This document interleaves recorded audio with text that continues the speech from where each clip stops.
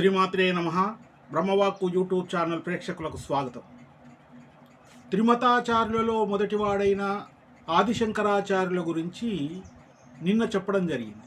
ఆయన జయంతి 2024 మే ఆదివారము 12వ తేదీ నాడు జరుపుకుంటున్నారు. 12కు బదులుగా 10 అని చెప్పడం జరిగింది. ప్రేక్షక మహాశయులు గమనించగలరు. త్రిమతాచార్యులలో రెండవ వారు రామానుజాచార్యుల వారు. ఆయన విశిష్టాద్వైత ప్రవక్త. ఆయన జయంతి కూడా 2024 మే ఆదివారము 12వ తేదీన జరుపుకోవడం జరుగుతుంది. వైష్ణవ శాఖలోని ప్రధాన శాఖ విశిష్టాద్వైతం. దీని ప్రధానాచార్యులు శ్రీ రామానుజుల వారు. ఈయన పేరు మీదనే రామానుజ మతం అని కూడా అంటారు. ఆల్వార్ల తర్వాత వైష్ణవ మతాన్ని ప్రచారం చేసిన వారిని ఆచార్యులు అంటారు. వారిలో ప్రసిద్ధుడు నాదముని. అతని వారసుడు మనుమడైన యామునాచార్యుడు. ఈయన మనమరాలి కుమారుడు రామానుజుడు. ఈయన క్రీస్తు శకము 1017వ సంవత్సరంలో శ్రీ పెరంబదూరులో జన్మించారు. బాల్యంలోనే కంచికి వెళ్ళిపోయి అద్వైత మతాన్ని అనుసరిస్తున్న యాదవ ప్రకాశుడనే గురువు దగ్గర వేదాంత విద్య అభ్యసించాడు. కానీ కొద్ది రోజుల్లోనే గురు శిష్యుల మధ్య భేదాభిప్రాయం ఏర్పడింది. రామానుజునికి అద్వైత మతం తృప్తి కలగక గురువునే వాదనలో ఎదిరించి ఆశ్రమం వదిలి వెళ్ళిపోయాడు. చాలా కాలం తర్వాత రామానుజుని యొక్క ప్రతిభా విశేషాలను తెలుసుకున్నటువంటి గురువుగారు పశ్చాత్తాపపడి శిష్యునికే శిష్యుడయ్యాడు. సన్యాసం స్వీకరించిన తర్వాత విశిష్టాద్వైతం స్థాపించి దేశమంతా ప్రచారం చేశాడు. శంకరుని అద్వైతము, రామానుజుని విశిష్టాద్వైతము రెండూ వైదాంతిక దర్శనాలే. ఉపనిషత్తులు, బ్రహ్మసూత్రాలు, భగవద్గీత ఇద్దరికీ ప్రమాణాలే. అయితే శంకరుల వారు అద్వైతాన్ని సమర్థించే భాగాలకు ప్రాముఖ్యతనిచ్చి మిగతా వాటిని స్పృశించి వదిలేశాడు. అలాగే రామానుజుడు కూడా అందులో 3 భాగాలను విశిష్టాద్వైత పరంగానే వ్యాఖ్యానం చెప్పారు. ఈ ఇద్దరికీ ప్రస్థానత్రయంలో ఏకాభిప్రాయం ఉన్నా మరి దేనిపైన ఏకాభిప్రాయం లేదు. వీరి సిద్ధాంతాలు, విశ్వాసాలు అన్నీ పరస్పర విరుద్ధాలు. ఉదాహరణకి శంకరుడు బ్రహ్మసత్యం, జగన్మిథ్య అన్నాడు. జగత్తుతో పాటు జీవుడు కూడా మిథ్య అని తెలియజేశారు. జీవునికి జ్ఞానోదయం అయితే, అంటే బ్రహ్మ అనే జ్ఞానము కలిగితే జీవుడి ఉనికి కూడా మిథ్య అవుతుందన్నాడు.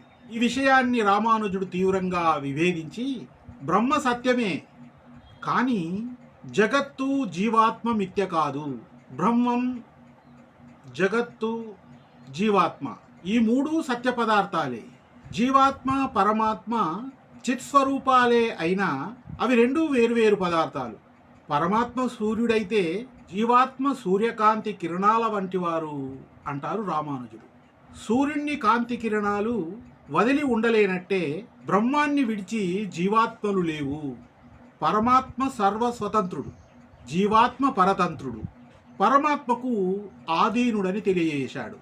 రామానుజుడు భక్తి ఒకటే మోక్షానికి ఏకైక మార్గమని తెలియజేస్తూ జ్ఞాన కర్మ మార్గాలు భక్తికి సుగమమైన మార్గాన్ని చూపుతాయని, భక్తికి దారి తీయని జ్ఞానకర్మ యోగాలు వృధా అని అభిప్రాయపడ్డారు. విశిష్టాద్వైతంలో 3 విభిన్న భాగాల గురించి తెలియజేశారు. ఒకటి తత్వం, రెండవది హితం, మూడవది పురుషార్థం. నవవిధ భక్తి మార్గాల ద్వారానే మోక్ష సాధన కలుగుతుందని తెలియజేశారు.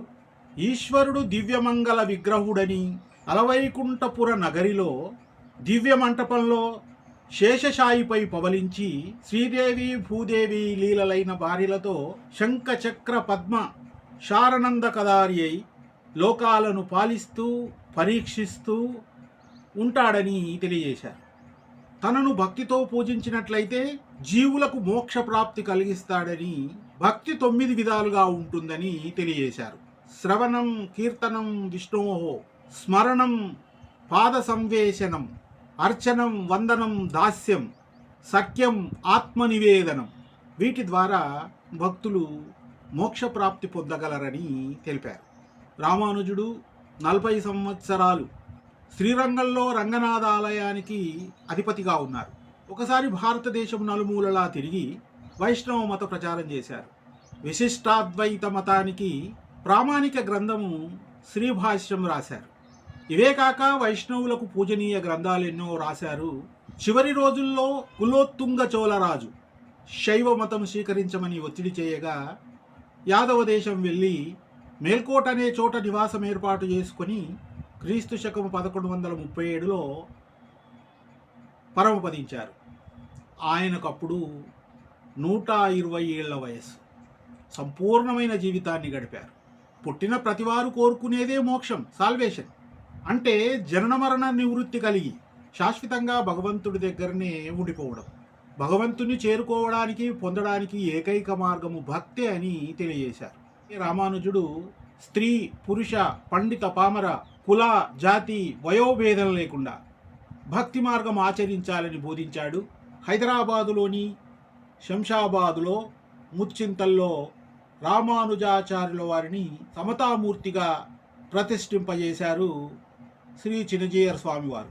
భారతదేశము సర్వజనులందరికీ అవలంబనీయమైనదని తెలుపుతూ, మనుషులమైన మనమందరం ఏదో ఒక భక్తి మార్గంలో ఉండి మోక్షాన్ని చేరుకోవాలని కోరుతూ, సర్వే జనా సుఖినో భవంతు.